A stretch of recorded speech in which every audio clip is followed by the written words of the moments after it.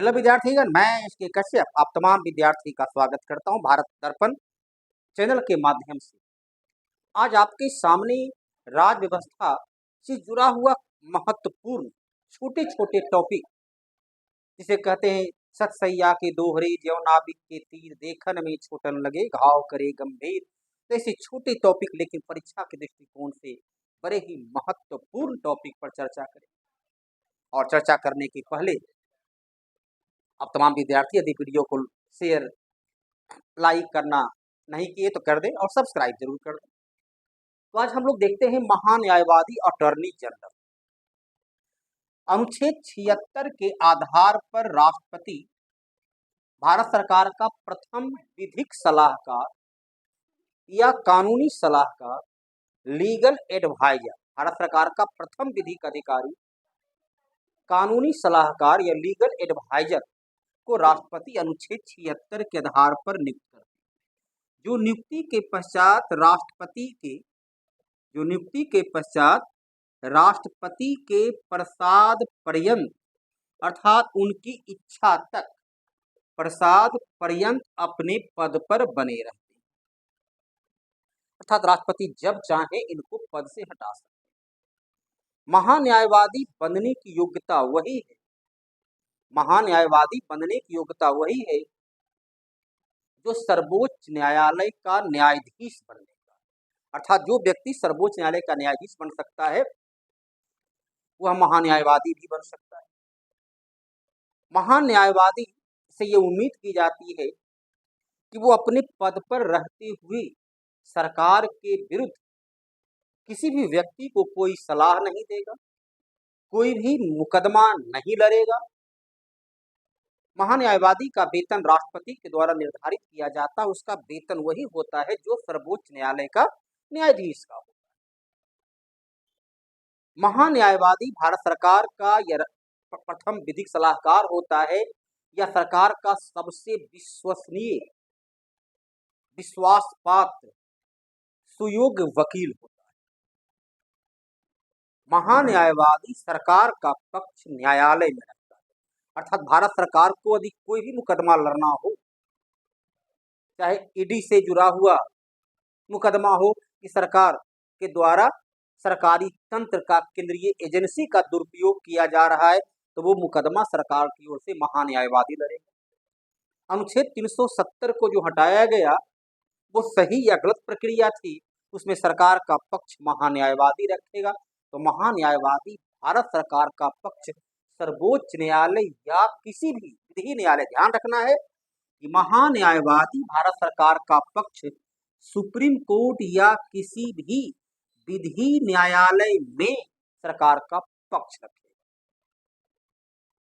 महान्यायवादी की सहायता के लिए राष्ट्रपति, अटॉर्नी जनरल की सहायता के लिए राष्ट्रपति एक और वकील को नियुक्त करते हैं, जिसे संवैधानिक रूप से सॉलिसिटर जनरल, महान्यायाधिकर्ता, सॉलिसिटर जनरल महान्यायाधिकर्ता के नाम से जाना जाता है। यह महान्यायवादी का असिस्टेंट होता है। अब एक साथ सरकार पर कई मुकदमा हो सकता है, तो अकेले महान्यायवादी अटॉर्नी जनरल किस किस मुकदमा में सरकार का पैरवी करे, सरकार का पक्ष रखे, इसलिए उसकी सहायता के लिए एक और वकील को नियुक्त की जाती है, इसे बोलते हैं सॉलिसिटर जनरल। और आवश्यकता पड़ने पर राष्ट्रपति एडिशनल सॉलिसिटर जनरल 2, 3, 4 और भी नियुक्त कर सकते हैं। विद्यार्थीगण, महान्यायवादी एकमात्र ऐसा पदाधिकारी होता है, एकमात्र ऐसा पदाधिकारी होता है जो संसद का सदस्य नहीं होते हुए भी, अर्थात यह लोकसभा या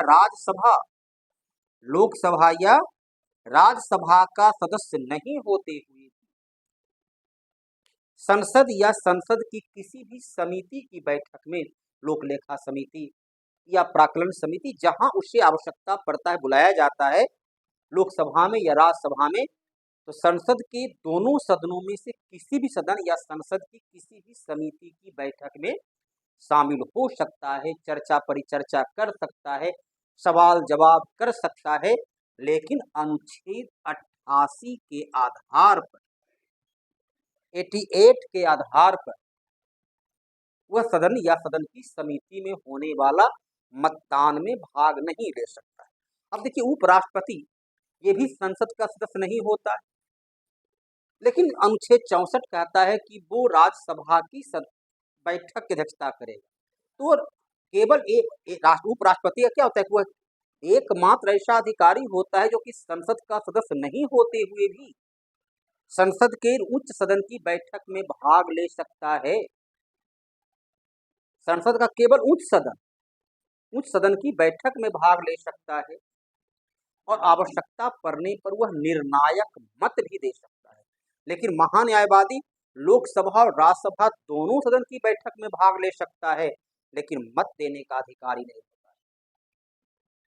जिस प्रकार केंद्र में महान्यायवादी होता है, अटॉर्नी जनरल होता है, उसी प्रकार प्रत्येक राज्य का प्रथम विधिक अधिकारी, कानूनी सलाहकार, महाधिवक्ता, एडवोकेट जनरल को अनुच्छेद 165 के आधार पर राज्यपाल नियुक्त करते हैं और यह राज्यपाल के प्रसाद पर्यंत अपने पद पर बना रहता है।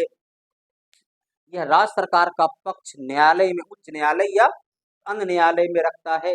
यह विधानसभा या विधान परिषद की बैठक में भाग ले सकता है, लेकिन मतदान नहीं कर सकता है। अब यहाँ पर देखिए कि वर्तमान में जो महान्यायवादी हैं वो है आर वेंकट। वर्तमान में महान्यायवादी हैं आर वेंकट रमनी। वर्तमान में सॉलिसिटर जनरल हैं वो हैं तुषार मेहता।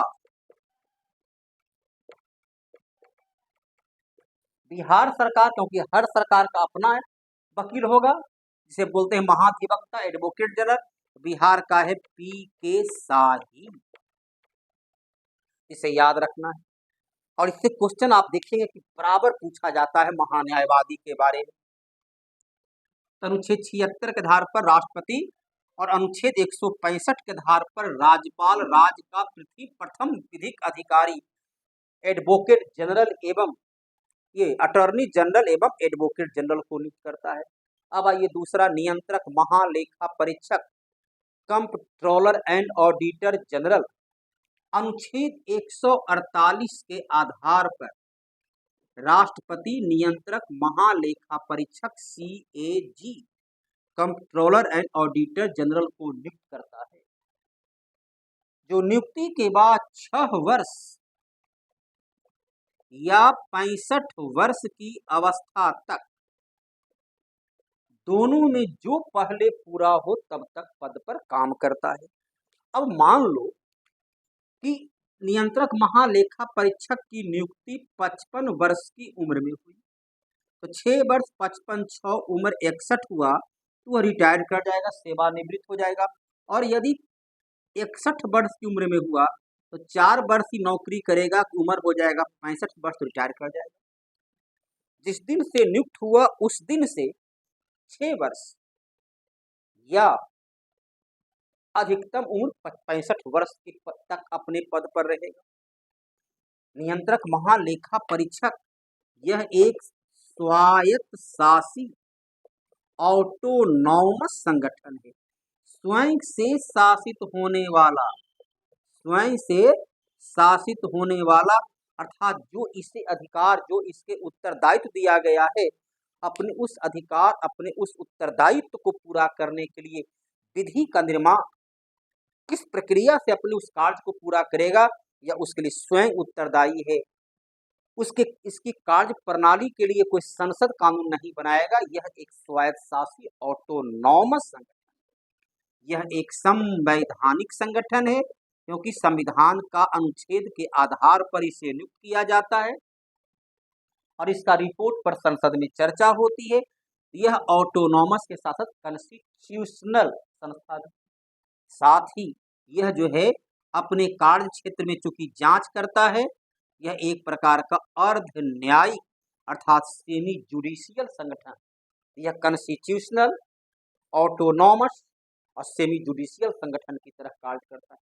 नियंत्रक महालेखा परीक्षक को उसके सेवा काल में किसी अन्य पदों पर ट्रांसफर, बदली, तबादला नहीं हो सकता है। नियंत्रक महालेखा परीक्षक को पद से समान अवस्था में हटाया नहीं जा सकता है। इसे हटाने के लिए संसद के दोनों सदनों में अलग अलग संसद के दोनों सदनों में अलग अलग उपस्थित सदस्यों का 2/3 लेकिन आधा से अधिक सदस्यों के बहुमत से हटाया जा सकता है। तो 2/3 बहुमत बेहद ही आज के दौर में लाना मुश्किल या असंभव सी बात है। हाँ, वर्तमान सरकार का जो नारा है 370 और 400 पार, तो ठीक है, तो लोकसभा में 2/3 हो जाएगा, लेकिन राज्यसभा में कैसे 2/3 आएगा? राज्यसभा में वर्तमान समय बीजेपी को लगभग 100 स्थान है, इसलिए हटाना लगभग नामुमकिन काम हो जाता है। तो नियुक्ति के पश्चात सरकार इसे पद से हटा नहीं सकती, किसी अन्य पद पर ट्रांसफर नहीं कर सकता, और रिटायरमेंट के बाद यह सरकार के अधीन कोई लाभ का पद धारण नहीं कर सकता है, कोई सरकारी नौकरी नहीं कर सकता है। हाँ, चुनाव लड़ सकता है, MP MLA, प्रधानमंत्री, मुख्यमंत्री, राज्यपाल बन सकता है, क्योंकि लाभ का पद नहीं आता। तो किसी लाभ के पद को इसे संविधान के द्वारा इतना संरक्षण दिया गया, इतनी सुविधा दिया गया, इतनी सुविधा संरक्षण इसलिए दिया ताकि अपना काम, अपना उत्तरदायित्व को ईमानदारी पूर्वक कर्तव्य निष्ठा के साथ निर्वहन कर सके। और काम क्या है? ऑडिट करना। जैसे दिल्ली सल्तनत में आपको पढ़ाया था मुशर्रिफ और मुस्तौफी, मुगल काल में भी मुशर्रिफ और मुस्तौफी अंकेक्षण ऑडिट करने वाला अधिकारी था। 1919 के अधिनियम के आधार पर 1919 के अधिनियम के आधार पर इस अधिकारी की नियुक्ति किया गया, और अंग्रेजों के काल से नियुक्त किया जा रहा था, और भारतीय संविधान में उसके लिए अनुच्छेद 148 को प्रयोग में लाया गया। तो नियंत्रक महालेखा परीक्षक क्या है? ये सरकार के संचित निधि, कंसोलिडेटेड फंड, संचित निधि पर नियंत्रण रखने वाला अधिकारी। यह इस बात पर नियंत्रण रखता है कि सरकार बिना संसद की अनुमति के, बिना पार्लियामेंट के मंजूरी के संचित निधि से धन तो नहीं निकाला, इसलिए इसे संचित निधि का संरक्षक, संचित निधि पर नियंत्रण रखने वाला अधिकारी, सरकार के धन का संरक्षक के नाम से जाना जाता है। नियंत्रक महालेखा परीक्षक केंद्र सरकार और राज्य सरकार दोनों के बजटीय व्यय, बजट में जो व्यय का व्यवस्था किया गया है, तो वह व्यवस्था संचित निधि से उतना ही धन निकाला गया है जितना कि संसद ने या राज्य में विधानसभा ने मंजूरी दिया है। तो केंद्र सरकार और राज्य सरकार दोनों के बजटीय व्यय के साथ साथ आय, जो आय संभावित था उतना आय प्राप्त हुआ, या उसमें कहीं वित्तीय अनियमितता, स्कैंडल, घोटाला तो नहीं कर लिया। तो केंद्र सरकार का रिपोर्ट अनुच्छेद 151 के आधार पर ये राष्ट्रपति को, और राज्य सरकार का रिपोर्ट राज्यपाल को देता है, और इसके द्वारा प्रस्तुत किया गया रिपोर्ट को राष्ट्रपति और राज्यपाल लोकसभा और विधानसभा में रखवाते हैं, ताकि सदन उसको देखे कि सदन ने जो अनुमति दिया था उसी के आधार पर कार्य हुआ या नहीं। सदन में जो संभावित आय और व्यय का विवरण प्रस्तुत सरकार ने किया था, उसी विवरण के अनुकूल कार्य किया गया या नहीं किया गया। और संसद में, लोकसभा में रखे जाने के बाद लोकसभा की स्थायी लोक लेखा समिति इसकी जांच करता है, और लोक लेखा समिति का अध्यक्ष लोकसभा के मुख्य विपक्षी दल या विपक्षी दल का ही कोई लीडर होता है। अभी कांग्रेस का अधीर रंजन चौधरी रहे। तो इसको इतना संरक्षण दिया गया कि इसको आप नियुक्त करने के पश्चात हटा नहीं सकते हैं, बदली नहीं कर सकते हैं, किसी अन्य लाभ के पद पर ये काम नहीं कर सकता है। अर्थात हटाने की प्रक्रिया महाभियोग तो नहीं प्रयोग कर सकते, क्योंकि महाभियोग शब्द का प्रयोग केवल और केवल अनुच्छेद 61 राष्ट्रपति के लिए है। लेकिन आ सकता है कि इसे कैसे हटाया जाएगा? तो नियंत्रक महालेखा परीक्षक उसी प्रक्रिया से हटाएंगे जिस प्रक्रिया से सर्वोच्च न्यायालय के न्यायाधीश को हटाया जाता है। जिस प्रक्रिया से सर्वोच्च न्यायालय के न्यायाधीश को हटाते हैं, उसी प्रक्रिया से नियंत्रक महालेखा परीक्षक को, CAG को भी हटा सकते हैं। अभी वर्तमान में CAG कौन है? गिरीश चंद्र मुर्मू, ये वर्तमान CAG। अब तक आपने देखा, चलिए CAG कितना प्रभावी होता है।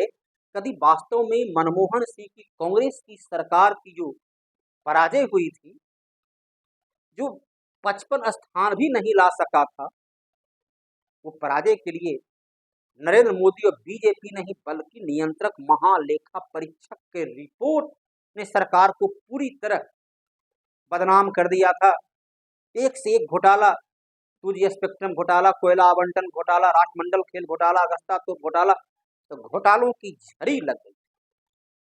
नियंत्रक महालेखा परीक्षक वो तमाम घोटाला की खोज की।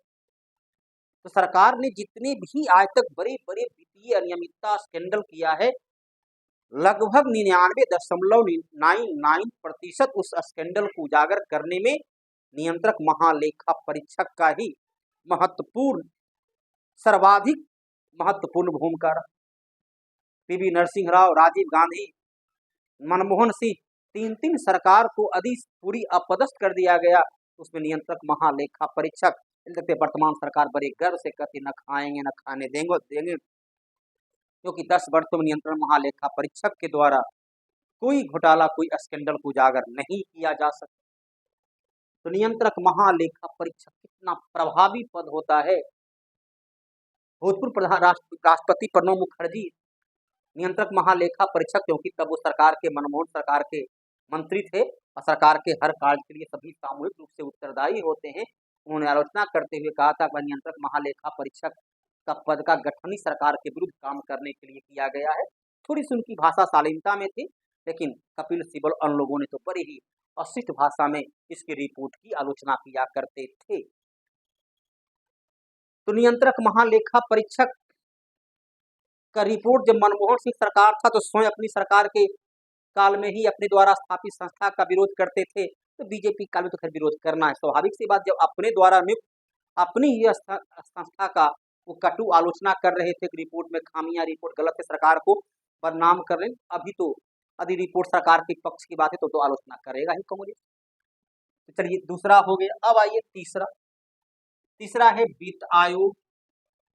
तो छोटे छोटे लेकिन काफी महत्वपूर्ण वित्त आयोग अनुच्छेद 280 के आधार पर राष्ट्रपति वित्त आयोग का गठन करते हैं। विगत क्लास में याद कीजिए, आपको बताए थे कि 11वीं अनुसूची भाग 9 पंचायती राज के तहत भी वित्त आयोग का गठन अनुच्छेद 243 आई और 12वीं अनुसूची के तहत अनुच्छेद 243 बाई में भी वित्त आयोग का उल्लेख किया गया है। वित्त आयोग फाइनेंस कमीशन का गठन अनुच्छेद 280 के आधार पर राष्ट्रपति के द्वारा किया जाता है। वित्त आयोग भी कैसी संस्था है, तो यह भी एक संवैधानिक संस्था है, कॉन्स्टिट्यूशनल संस्था है। यह अपना रिपोर्ट राष्ट्रपति को देता है, राष्ट्रपति इसके रिपोर्ट को चर्चा के लिए संसद में रखते हैं।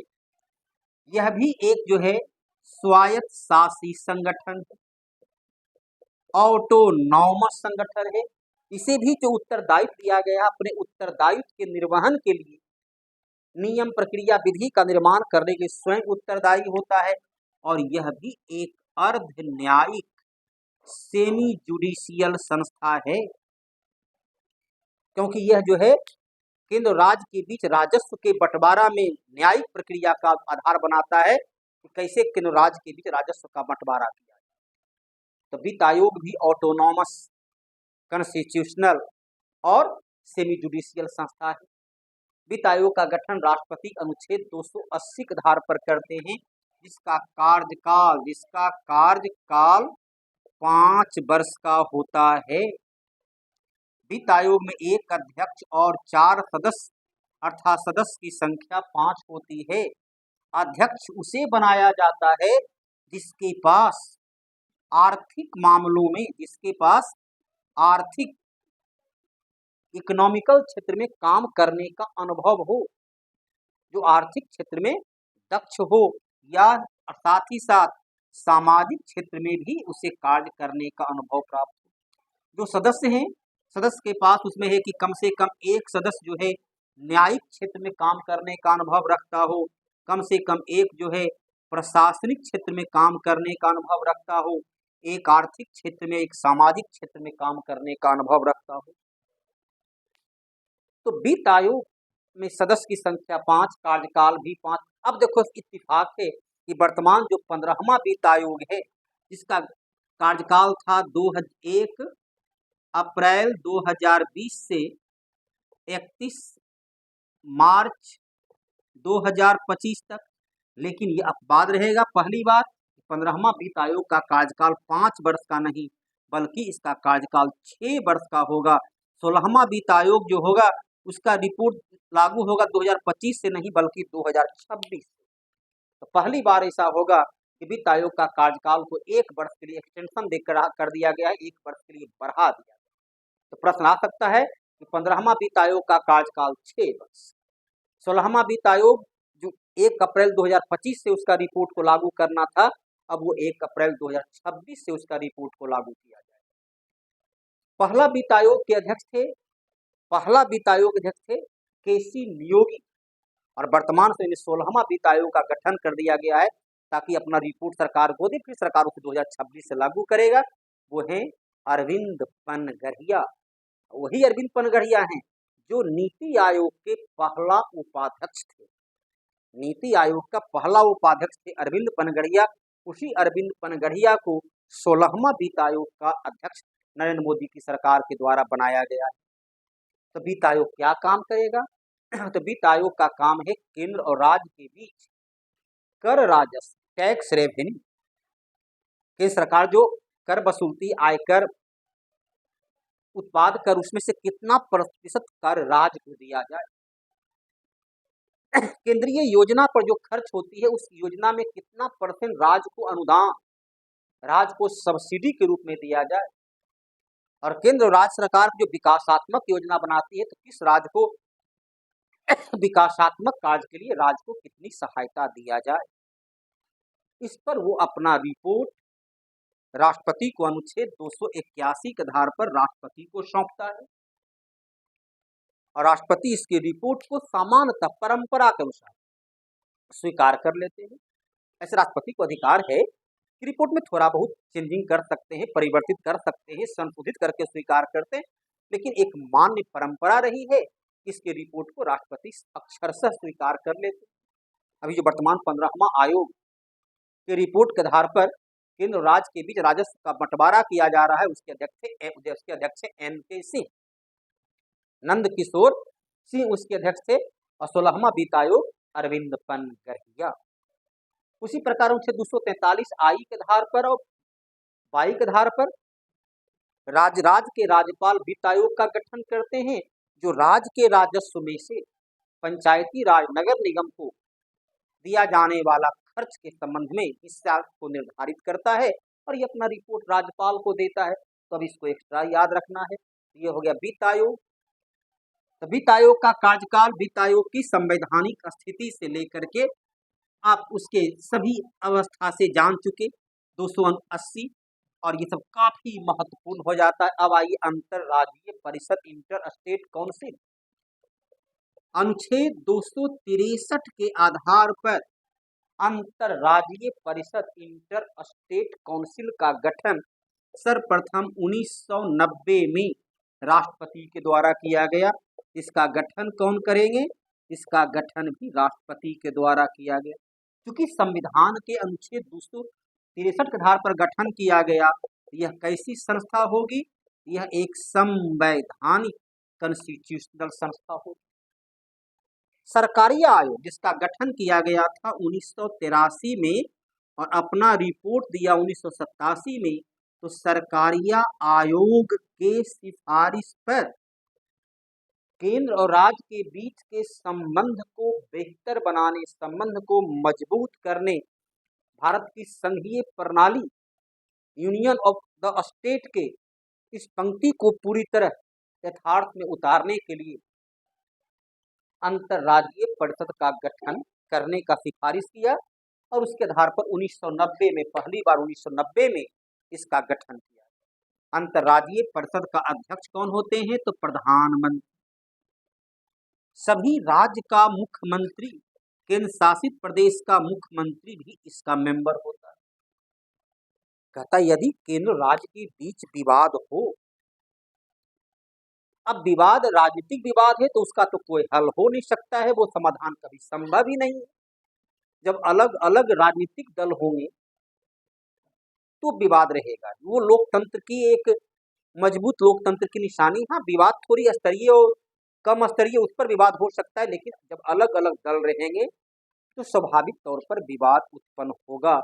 एक दल प्रतिपक्ष सत्ता पक्ष की कटु आलोचना करेगा ही, उसके कार्य का आलोचना होना स्वाभाविक सी बात। एक नहीं कई कई उदाहरण आपके सामने हैं। चलिए, सबसे पहली बार मनी लॉन्ड्रिंग बिल, धन शोधन, काला धन को रोकने के लिए 2003 में बनाया गया।